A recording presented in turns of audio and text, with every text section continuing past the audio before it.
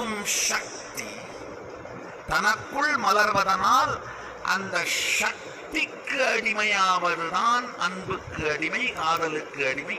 அன்பை நோக்கி தேடும் தேடலும், காதலை நோக்கி தேடும் தேடலும். சாதாரண நம்மளவிற்கு மட்டுமே சக்தியுடைய நபரின் அன்பே உங்கள் உயிரை உயிர்ப்பிக்க செய்கின்றதென்றால் பிரபஞ்ச பேரருளையே சுவாசமாய், பிரபஞ்ச பெரும் சக்தியே வார்த்தையாய், பிரபஞ்ச பேரழகே வடிவாய், பிரபஞ்ச பெருஞ்சாந்தியே பிம்பமாய், பிரபஞ்ச பேரியக்கமே